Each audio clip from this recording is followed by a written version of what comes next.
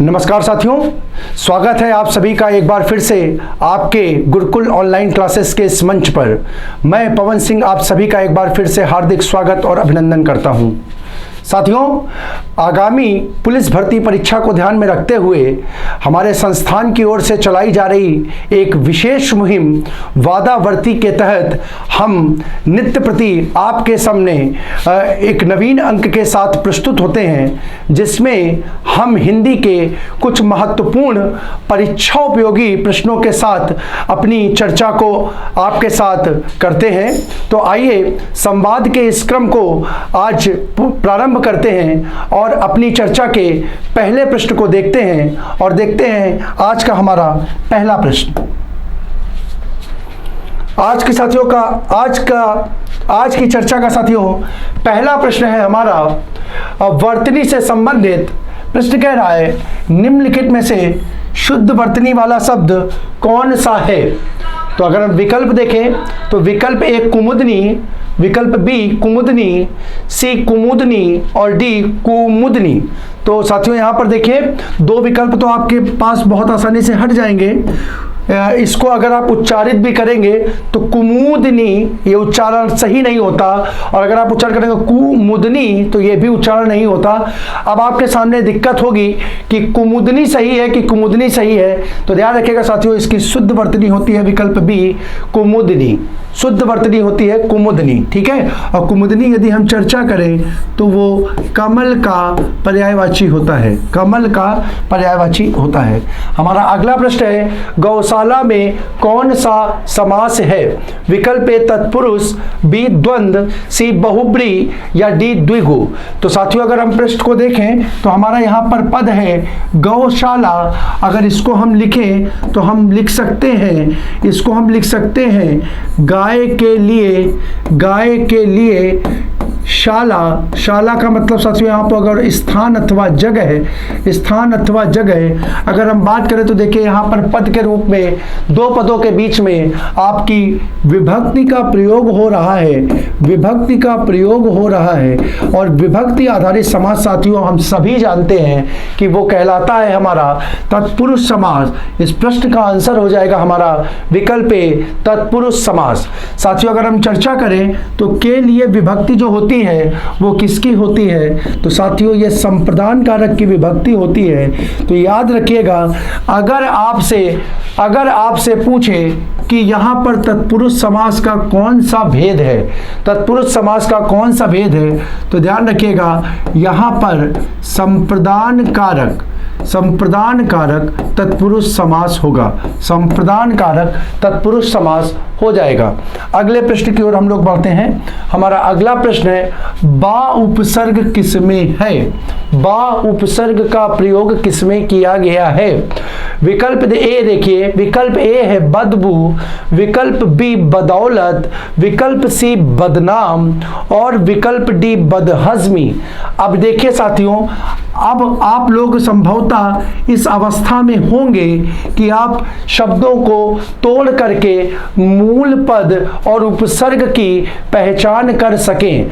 आपके सामने हम यहाँ पर शब्दों को तोड़ते हैं तो यहाँ पर देखिए, यहाँ पर ये पद टूटेगा बद धन बू में, बद धन बू में। ठीक है, अगले पद की अगर हम चर्चा करें तो अगला पद हमारा टूटेगा बाधन दौलत में, बाधन दौलत में।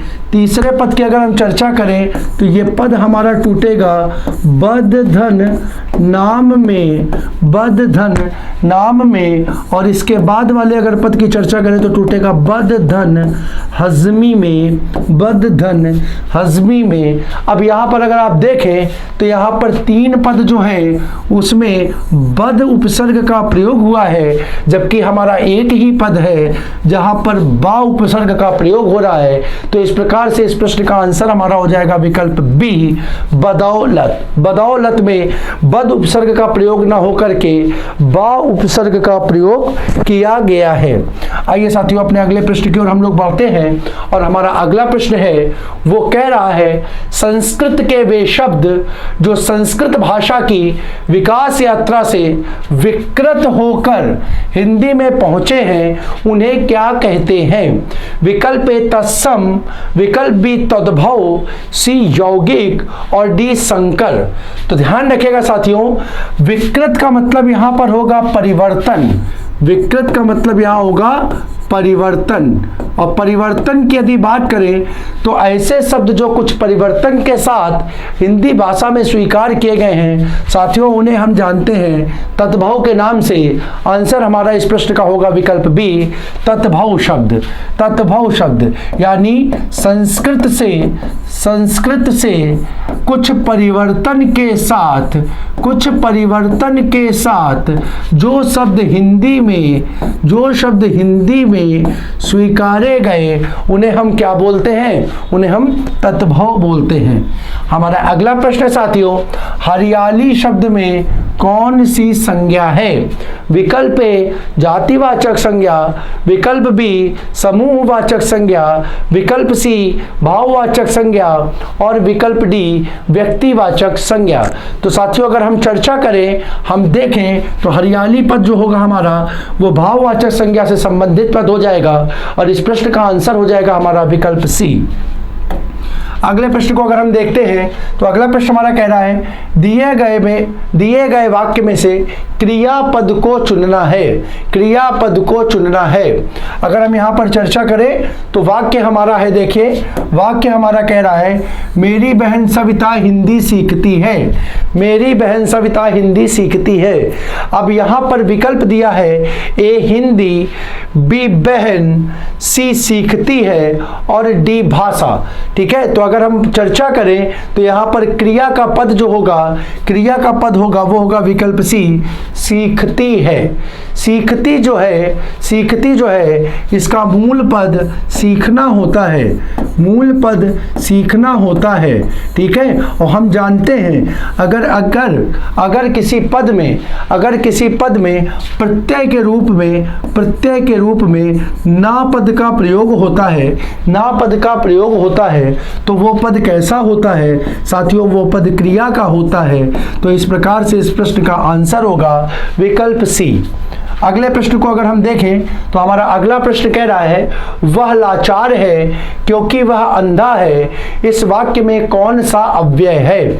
विकल्प देखिए, अगर हम बात करें तो इसका विकल्प ए है परिमाणवाचक अव्यय, विकल्प बी संबंधवाचक अव्यय, विकल्प सी संकेतवाचक अव्यय और विकल्प डी कारणवाचक अव्यय। तो अगर इस प्रश्न को आप पढ़ें तो वह लाचार है क्योंकि वह अंधा है। इसका मतलब देखिए साथियों, इस प्रश्न को पढ़ने पर ही आपको स्पष्ट हो जाएगा कि उसकी लाचारी का कारण क्या है। कारण बता रहा है ये पद क्योंकि वह क्या है? अंधा है। ये पद कारण को निरूपित कर रहा है। इस कारण से इस पद का सही आंसर होगा विकल्प डी कारणवाचक अव्यय। यानी उपर्युक्त वाक्य में यहाँ पर क्योंकि पद में कारणवाचक अव्यय के रूप में प्रयोग किया गया है। इसका प्रयोग मतलब किस रूप में हुआ है?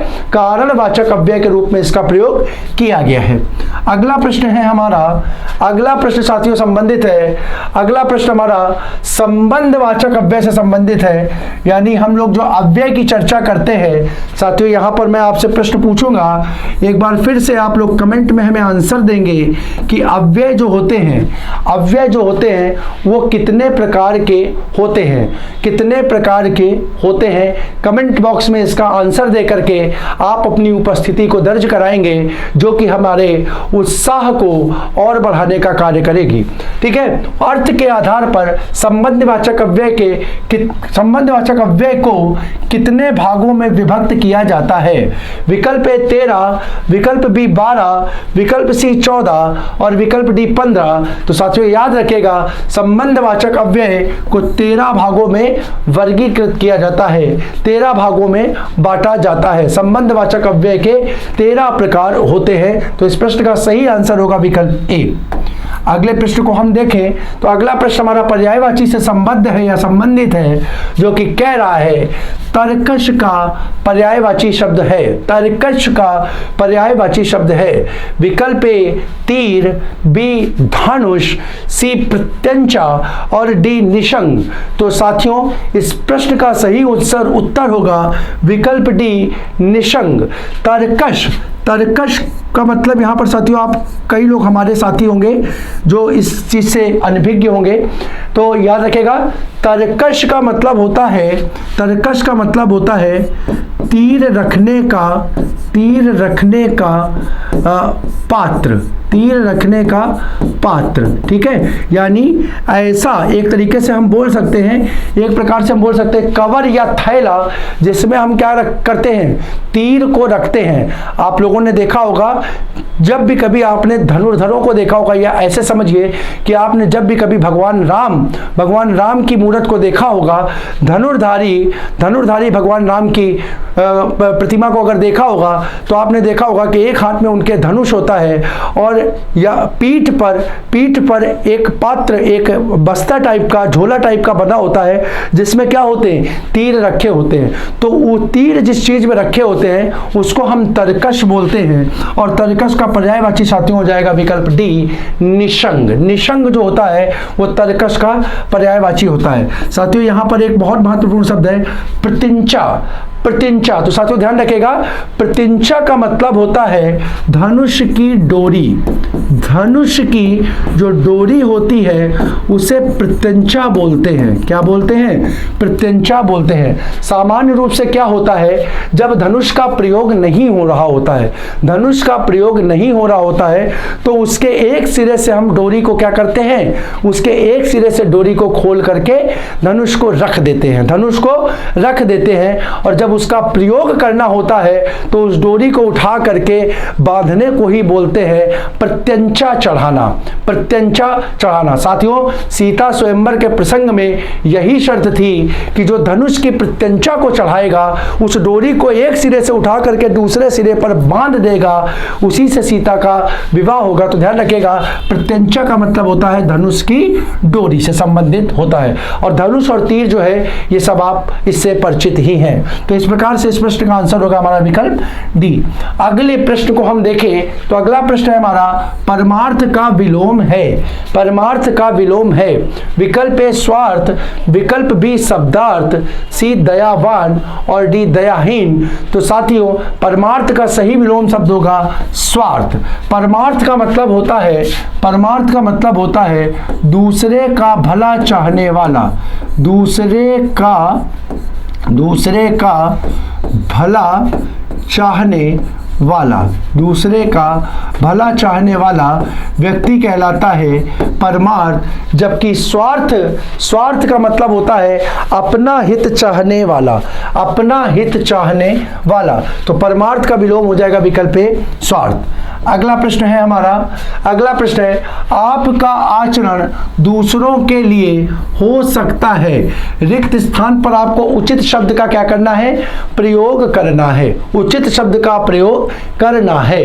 अब देखिए विकल्प हमारे यहाँ पे क्या दिए हैं, तो विकल्प ए दिया हुआ है दृष्टांत, विकल्प बी उदाहरण, विकल्प सी उद्धरण और डी चमचमा। तो ध्यान रखिएगा साथियों, यहाँ पर इस प्रश्न का सही आंसर होगा, जो रिक्त स्थान के लिए उचित पद होगा वो होगा विकल्प बी उदाहरण। यानी आपका आचरण दूसरों के लिए उदाहरण हो सकता है। क्या हो सकता है? दूसरों के लिए उदाहरण हो सकता है। आपके रिक्त स्थान पर इस पद का हम लोग क्या कर लेंगे, प्रयोग कर लेंगे। अगले प्रश्न को अगर हम लोग देखें तो अगला प्रश्न हमारा वाक्यांश से संबंधित है और बहुत महत्वपूर्ण प्रश्न है। जो मृत्यु के मुख में आने को हो, जो मृत्यु के मुख में आने को हो, वाक्यांश के लिए उसके लिए एक उचित शब्द क्या होगा? विकल्प ए देखिए मृत्युंजय, विकल्प बी मरणासन, विकल्प सी मृत और विकल्प डी मरणोन क्या लिखा है? मरणोन्मुख। मरणोन्मुख। तो यहां पर देखिए इस प्रश्न का सही आंसर जो होगा वो होगा विकल्प डी मरणोन्मुख। अगर देखिए यहां पर इस पद को हम तोड़ें तो ये पद बनेगा मरण धन उन्मुख, मरण धन उन्मुख। और उन्मुख का मतलब होता है अग्रसर या आने को, अग्रसर या मुख में आने को, मुख में जाने को, मुख में जाने को। ठीक है, तो यहां पर देखिए मुख में जाने को किसके? मरण मतलब मृत्यु, मरण मतलब मृत्यु। अब अगर इस पद को ही देखेंगे तो देखिए यही लिखा हुआ है, जो मृत्यु के मुख में आने को या जाने को हो वही पद हो जाएगा मरणोन्मुख, मरणोन्मुख, मरणोन्मुख। ठीक है, अगर हम बात करें तो यहां पर साथियों ध्यान रखिएगा, मृत्युंजय पद का मतलब होता है, परीक्षा में बहुत बार पूछा गया है, मृत्युंजय का मतलब होता है जिसने मृत्यु को जीत लिया हो, मृत्यु को जीत लिया हो, जिसने मृत्यु को जीत लिया हो उसके लिए एक पद के रूप में हम लोग मृत्युंजय का प्रयोग करते हैं, मृत्युंजय का प्रयोग करते हैं। अगला प्रश्न है हमारा, तू डाल डाल मैं पात पात, लोकोक्ति का निम्नलिखित में से उपयुक्त अर्थ आपको चुनना है, बताना है। विकल्प ए है खतरा उठाना, विकल्प बी आगे आगे दौड़ना, विकल्प सी पेड़ पर चढ़कर खेलना और विकल्प डी चालाकी का जवाब चालाकी से देना। तो साथियों अगर विकल्प को सावधानी से पढ़ें तो ना जानते हुए भी आप प्रश्न के सही उत्तर तक पहुंच सकते हैं। तू डाल डाल मैं पात पात, ये बताने का प्रयास कर रहा है कि मैं किसी भी प्रकार से तुमसे कम नहीं हूं, तो इसका आंसर बनता है चालाकी का जवाब चालाकी से देना, विकल्प डी। अगले प्रश्न को हम लोग देखें। हमारा अगला प्रश्न है, निम्नलिखित में से कौन सा वाक्य कर्मवाच्य का उदाहरण है? कर्मवाच्य का उदाहरण है। पहला विकल्प ए देखिए, सीता से पढ़ा भी नहीं जाता, विकल्प बी शीला से हंसा भी नहीं जाता, विकल्प सी शीला से चला भी नहीं जाता और विकल्प डी शीला से हिला भी नहीं जाता, हिला भी नहीं जाता। साथियों देखिए मूल रूप से अगर हम चर्चा करें तो इन चारों वाक्यों की देखिए यहाँ पर एक विशेषता है कि ये चारों वाक्य किसको प्रकट कर रहे हैं? असमर्थता के भाव को प्रकट कर रहे हैं। किसके? असमर्थता के भाव को प्रकट कर रहे हैं। और असमर्थता के भाव को प्रकट करने वाले वाक्य, असमर्थता के भाव को प्रकट करने वाले वाक्यों में कौन सा वाक्य होता है? तो साथियों असमर्थता के भाव को प्रकट करने वाले वाक्य में प्रायः वाच्य जो होता है वो आपका भाववाच्य होता है। कौन सा होता है? भाववाच्य होता है। अच्छा, अब यहां पर देखिए जब चारों वाक्य में असमर्थता है तो भाववाच्य की पहचान कैसे करते हैं? तो साथियों आपके सामने एक और महत्वपूर्ण बिंदु के साथ मैं उपस्थित हो रहा हूं। आप याद रखिएगा कि भाववाच्य के वाक्यों में असमर्थता को भाव तो मिलेगा ही, लेकिन जब कभी स्थिति फंस जाए तो एक चीज बहुत इंपॉर्टेंट होगी, आप ध्यान रखिएगा कि भाववाच्य में असमर्थता के भाव के साथ क्रिया जो होगी, क्रिया का जो पद होगा वो सदैव अकर्मक होगा। कैसा होगा? अकर्मक होगा। अगर सकर्मक क्रिया का प्रयोग हो रहा है और वहां पर असमर्थता का भाव मिल रहा है तो ऐसे वाक्यों में प्रायः भाववाच्य नहीं होगा। अब अगर इस प्रश्न का हम उत्तर निकालें तो साथियों यहां पर हमसे कर्मवाच्य पूछ रहा है, तो कर्मवाच्य की जो साथियों विशेषता होती है वो होती है उसमें प्रयुक्त क्रिया पद जो कि होता है सदैव कैसा? सकर्मक क्रिया का, सदैव सकर्मक क्रिया का। अब साथियों प्रश्न इस पॉइंट से निकलेगा, इस बिंदु से निकलेगा, और जब इस बिंदु को हम देखेंगे तो हम चारों पदों में क्रियापद को देखेंगे। अब यहां पर क्रियापद क्या है? तो यहां पर एक पद हो गया पढ़ना, एक पद हो गया हंसना, एक पद हो गया चलना और एक पद हो गया हिलना। अब साथियों देखिए अकर्मक और सकर्मक की पहचान आपके मन मस्तिष्क में एकदम स्पष्ट होगी। बहुत बार हम इसके उदाहरणों को करा चुके हैं, आपको कई बार इसको अभ्यास सत्रों में भी अभ्यास सत्रों में जो प्रश्न थे उसमें भी हमने इसको शामिल किया था। तो अब मेरे ख्याल से अकर्मक और सकर्मक की पहचान को लेकर के किसी भी प्रकार का मन में संदेह आपके नहीं होगा। तो साथियों, फिर से वही क्या का प्रश्न के साथ हम आपके सामने उपस्थित होते हैं। हाँ या ना के माध्यम से आप लोग अपने मन में उत्तर दें और पहचान करें कि क्रियापद अकर्मक है या सकर्मक। तो अगर हम पढ़ने की बात करें तो शीला क्या पढ़ती है, ठीक है, क्या हम बोल सकते हैं क्या पढ़ती है, प्रश्न हाँ या ना हो सकता है। पढ़ना, क्या पढ़ना, तो बिल्कुल हो सकता है, क्या पढ़ना, यानी क्रिया ये कैसी हो जाएगी, सकर्मक हो जाएगी। अगर बाकी पदों की हम चर्चा करें तो देखिए चलना, तो हम क्या बोल सकते हैं, क्या चलना, प्रश्न हमारा होगा नहीं, प्रश्न हमारा क्या होगा, नहीं। यहाँ पे चलने की क्रिया जब भी होगी तो हम प्रश्न करेंगे कौन चलता है, कब चलता है, क्यों चलता है, कैसे चलता है। इसी प्रकार से हम हंसने की बात करें तो हंसने में भी हम बोल सकते हैं क्या हंसा, नहीं, क्या नहीं हंसा, प्रश्न बनेगा कौन हंसा। इसी प्रकार से हिलना की अगर हम बात करें तो क्या हम बोल सकते हैं क्या हिला, नहीं, हम बोलेंगे कौन हिला, बोलेंगे कौन हिला। तो सारे ये तीनों पद जो होंगे, ये तीनों पद जो होंगे वो किससे संबंधित हो जाएंगे, अकर्मक क्रिया से हो जाएंगे। किससे हो जाएंगे, अकर्मक क्रिया से हो जाएंगे। और साथियों, अगर ये पद अकर्मक के हो गए तो यहां पर सकर्मक क्रिया नहीं होगी, और अगर सकर्मक क्रिया नहीं होगी तो वहां पर कर्मवाच्य नहीं होगा। कर्मवाच्य आपका अगर आपको मिलेगा तो सिर्फ सकर्मक क्रिया के पद में मिलेगा, और वो मिल रहा है आपको विकल्प ए में। विकल्प ए में, तो इस प्रश्न का आंसर हमारा होगा विकल्प ए। साथियों, बहुत महत्वपूर्ण प्रश्न है, इसको आप याद रखिएगा। जब भी कभी वाक्य में चारों ऐसे विकल्प हों, प्रश्न में चारों ऐसे विकल्प हों जहां पर असमर्थता का भाव मिल रहा है, असमर्थता का भाव मिल रहा है, तो ऐसे पदों में कर्मवाच्य की पहचान वहां पर प्रयुक्त क्रियापद से होगी। अगर क्रिया का सकर्मक वाला पद आपको दिखाई दे तो वही आपके प्रश्न का क्या होगा, आंसर होगा। बाकी के तीनों भाववाच्य से संबंधित हो जाएंगे। अगले प्रश्न को हम लोग देखते हैं साथियों। अगला प्रश्न है हमारा, पढ़ें हम लोग, देखते हैं। अन्य पुरुष एक वचन सर्वनाम का संप्रदान कारक बहुवचन रूप होगा, ठीक है। तो यहां पे विकल्प देखते हैं। विकल्प है, ए है उससे, बी उनके, सी उनसे और डी उन्हें। तो साथियों, इस प्रश्न का आंसर होगा हमारा विकल्प डी, उन्हें पद का प्रयोग जो होगा वो अन्य पुरुष में एक वचन के रूप में सर्वनाम के पद के साथ संप्रदान कारक के प्रयोग के साथ बनेगा, संप्रदान कारक के प्रयोग के साथ बनेगा। तो इस प्रश्न का आंसर होगा हमारा विकल्प डी। अगले प्रश्न को देखते हैं। अगला प्रश्न कह रहा है, दिए शब्दों में से नित्य एक वचन में प्रयोग होने वाला कौन सा शब्द नहीं है।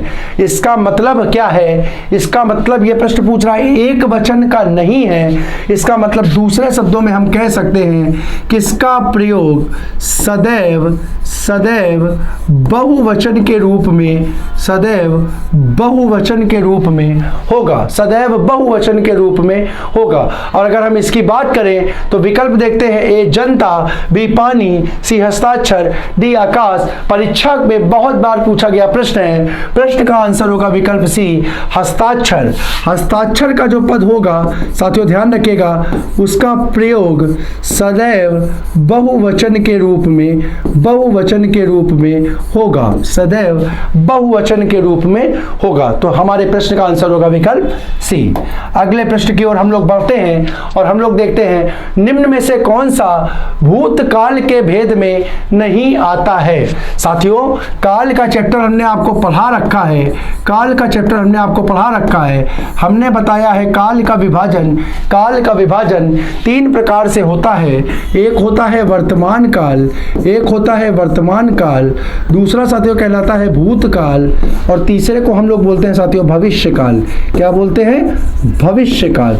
अब साथियों यहाँ पर प्रश्न आपसे पूछ रहा है कि जो भूतकाल के भेद होते हैं, उसमें कौन सा भेद नहीं शामिल होता। तो साथियों पहला प्रश्न तो आपके सामने ये है कि वर्तमान काल, भूतकाल और भविष्य काल के कितने भेद होते हैं। तो साथियों ध्यान रखिएगा, वर्तमान काल के 5 भेद होते हैं, भूतकाल के 6 भेद होते हैं और भविष्य काल के 3 भेद होते हैं। अब साथियों प्रश्न यहाँ पे है, इन 6 भेद में कौन सा इसमें नहीं नहीं है। इन 6 भेद में कौन सा इसमें नहीं है? विकल्प ए संभाव्य, बी अपूर्ण, सी पूर्ण और डी सामान्य। तो साथियों बहुत महत्वपूर्ण प्रश्न है, बहुत बढ़िया प्रश्न है, ध्यान रखिएगा। इस प्रश्न का आंसर होगा विकल्प ए संभाव्य। संभाव्य का कभी भी भूतकाल में प्रयोग नहीं होता है। संभाव्य का प्रयोग साथियों याद रखिएगा, संभाव्य का प्रयोग जब भी हम चर्चा करेंगे तो ये 2 कालों में होता है। इसका प्रयोग वर्तमान काल में होता है और साथ ही साथ इसका प्रयोग भविष्य काल में होता है। भविष्य काल में होता है। संभाव्य का प्रयोग कभी भी भूतकाल के रूप में नहीं होता है। अगले प्रश्न की ओर हम लोग बढ़े तो हमारा अगला प्रश्न है, निम्नलिखित में से अनुपयुक्त शब्द प्रयोग संबंधी किस वाक्य में है? किस वाक्य में? यानी कुल मिलाकर के ये वाक्य शुद्धि का प्रश्न है। वाक्य शुद्धि का प्रश्न है। अगर हम विकल्प देखें तो विकल्प हमारा कह रहा है हर एक खिलाड़ी मैदान में पहुंच गया है। हर एक खिलाड़ी मैदान में पहुंच गया है। विकल्प बी सड़क पर बहुत भीड़ है। सड़क पर बहुत भीड़ है। विकल्प सी अध्ययन के लिए अच्छी पुस्तकें आवश्यक है। अच्छी पुस्तकें आवश्यक हैं। और विकल्प डी साहित्य और संस्कृति में गहरा संबंध है। गहरा संबंध है। तो साथियों ध्यान रखिएगा, अगर हम सामान्य से चर्चा करें तो वैसे तो ये चारों ही वाक्य शुद्ध है, चारों ही वाक्य शुद्ध है, लेकिन फिर भी अगर हम वाक्य शुद्धि के दृष्टिकोण से शब्दों के प्रयोग की चर्चा करें तो इस प्रश्न का आंसर हमारा होगा विकल्प डी साहित्य और संस्कृति में साथियों गहरा संबंध ना हो करके घनिष्ठ संबंध होता है। कौन सा संबंध होता है? घनिष्ठ संबंध होता है। इस शब्द को आप याद रखिएगा। कभी भी यह पद आता है तो वाक्य शुद्धि में अक्सर पूछता है कि शुद्ध वाक्य अशुद्ध वाक्य की पहचान कीजिए। तो अगर ये इस रूप में दिया है साहित्य और संस्कृति में गहरा संबंध है तो याद रखिएगा ये प्रयोग गहरा पद का जो है वो वाक्य को अशुद्ध करेगा। और यदि इसके साथ दे दिया जाए कि साहित्य और संस्कृति का घनिष्ठ संबंध है तो साथियों ध्यान रखिएगा ये पद हमारा क्या हो जाएगा? शुद्ध पद हो जाएगा। इस प्रकार से इस प्रश्न का आंसर होगा हमारा विकल्प डी। अगले प्रश्न की ओर हम लोग बढ़ते हैं और अगला प्रश्न देखते हैं, भारतीय संविधान में हिंदी भाषा को मान्यता कब प्रदान की गई? कब प्रदान की गई? अगर हम देखें तो विकल्प ए हमारा 14 सितंबर 1949, विकल्प बी 15 सितंबर 1949, सी 14 सितंबर 1950 और डी 15 दिसंबर 1950। तो साथियों यहां पर दिसंबर का पद तो आपके सामने से हट ही जाएगा, किसी भी प्रकार से इसका प्रयोग नहीं होगा। ठीक है, 15 दिसंबर भी तारीख नहीं थी। अब यहां पर आपके सामने 2 विकल्प बचते हैं, 14 सितंबर 1949 और 14 सितंबर 1950। तो इन दोनों विकल्पों को लेकर के मन में ऊहापोह की या दुविधा की स्थिति उत्पन्न हो सकती है। तो ध्यान रखिएगा, उस दुविधा को समाप्त करने के लिए मैं आपको एक छोटा सा पॉइंट बताता हूं। साथियों बस हमें यह ध्यान रखना है कि भारत का संविधान लागू कब हुआ था? भारत का संविधान लागू कब हुआ था? तो साथियों उसकी डेट है 26 जनवरी 1950। अब साथियों इस डेट को ध्यान रख करके देखिए आप अपने प्रश्न का उत्तर किस प्रकार से सही निकाल सकते हैं। हम कह रहे हैं हिंदी भाषा को मान्यता कब प्रदान की गई? देखिए साथियों हिंदी भाषा को संविधान में जब मान्यता प्रदान करने की बात की गई होगी तो वो चर्चा संविधान निर्माण के समय की गई होगी। कब की गई होगी? संविधान निर्माण के समय की गई होगी। और साथियों ध्यान रखिएगा संविधान लागू कब होगा? संविधान लागू जब होगा जब ये संविधान पूरी तरीके से बन जाएगा, जब सारी चीजें सब लोग उस चीज पर एक मत हो जाएंगे, सहमत हो जाएंगे, तो उसके बाद संविधान को क्या किया गया होगा? लागू किया गया होगा। तो जाहिर सी बात है, ध्यान रखिए 26 जनवरी 1950 ये वो डेट है जिसको मतलब जिस तिथि को क्या किया गया? संविधान को पूर्ण रूप से क्या कर दिया गया? मान्यता प्रदान कर दी गई। तो साथियों ये जो प्रश्न उठे होंगे मान्यता प्रदान करने के, ये उस तिथि के बाद ना उठ करके उस तिथि से पहले उठे होंगे। अब जरा ये देखिए 14 सितंबर 1950 की जो तिथि है वो 26 जनवरी 1950 के बाद आ रही है, यानी बाद में उसको मान्यता नहीं प्रदान की गई होगी, संविधान सभा में उसको मान्यता लागू करने से पहले की गई होगी। तो इस प्रश्न का आंसर बनेगा 14 सितंबर 1949। एक छोटा सा बिंदु था जिसके माध्यम से आप स्पष्ट रूप से बिना किसी डाउट के अपने आंसर को क्या कर सकते हो, सही मार्क कर सकते हो। तो इस प्रश्न का सही आंसर होगा विकल्प ए 14 सितंबर 1949। अगले प्रश्न की ओर हम लोग बढ़ते हैं। अगला प्रश्न है, निम्न में से कौन सा शब्द विदेशी है? निम्न में से कौन सा शब्द विदेशी है? विकल्प ए चेला, बी अथाह, सी झूठ और डी सिगरेट। D cigarette. तो अगर हम चर्चा करें तो साथियों इस प्रश्न का सही आंसर होगा विकल्प डी सिगरेट। सिगरेट जो होगा वो विदेशज अथवा विदेशी शब्द होगा। अगला प्रश्न है हमारा, निम्नलिखित में से रीतिकाल के कवि हैं? रीतिकाल के कवि हैं। विकल्प A Tulsidas, B Kabirdas, D C Vrind और डी सूरदास। तो साथियों इस प्रश्न का सही आंसर है विकल्प सी वृंद। बाकी अगर तीनों की चर्चा करें तो साथियों ध्यान रखिएगा, तुलसीदास भक्ति काल के कवि है। तुलसीदास भक्ति काल के कवि है। कबीरदास भक्ति काल के कवि है और सूरदास भी भक्ति काल के कवि हैं। इन तीनों का संबंध जो है वो भक्ति काल से है। लेकिन मैंने लिखा क्यों, तो साथियों ध्यान रखिएगा, भक्ति काल में तुलसीदास का संबंध रामाश्रयी शाखा से है। किससे है? रामाश्रयी शाखा से है। जबकि कबीर का संबंध संत काव्य धारा या एक तरीके से हम बोले निर्गुण शाखा से है। किससे है? निर्गुण शाखा से है। निर्गुण शाखा। और निर्गुण शाखा में भी अगर चर्चा करें तो साथियों उसके अंतर्गत एक शाखा आती है ज्ञान मार्गी। कौन सी आती है? ज्ञान मार्गी शाखा से ये संबद्ध है। और जबकि हम सूरदास की बात करें तो साथियों सूरदास जो है वो सगुण भक्ति शाखा के अंतर्गत कृष्णाश्रयी शाखा से संबंधित है। किससे संबंधित है? कृष्णाश्रयी शाखा से संबंधित है। तो इस प्रकार से इस प्रश्न का सही आंसर होगा विकल्प सी वृंद। साथियों ध्यान रखिएगा, वृंद का पूरा नाम वृंदावन दास था। महाकवि वृंद का पूरा नाम वृंदावन दास था। अगले प्रश्न की ओर हम लोग बढ़ते हैं। अगला प्रश्न है हमारा फिर से हिंदी साहित्य से संबंधित प्रश्न है और परीक्षा के दृष्टिकोण से साथियों बहुत महत्वपूर्ण प्रश्न है। रामधारी सिंह दिनकर को किस कृति पर साहित्य अकादमी पुरस्कार मिला था? विकल्प ए कुरुक्षेत्र, विकल्प बी उर्वशी, विकल्प सी संस्कृति के 4 अध्याय और विकल्प डी रश्मि रथी। तो साथियों इस प्रश्न का सही आंसर है विकल्प सी संस्कृति के 4 अध्याय पुस्तक के लिए इन्हें साहित्य अकादमी पुरस्कार प्रदान किया गया। ठीक है साथियों, आपके लिए प्रश्न यहाँ पर ये हो जाएगा, आपके लिए यहाँ पर एक प्रश्न हो जाएगा कि दिनकर जी को कौन सी उपाधि दी गई? ये प्रश्न आप लोगों के लिए महत्वपूर्ण है। अगर आपको आता है तो कमेंट में इसे आप लिख करके हमें बताएं कौन सी उपाधि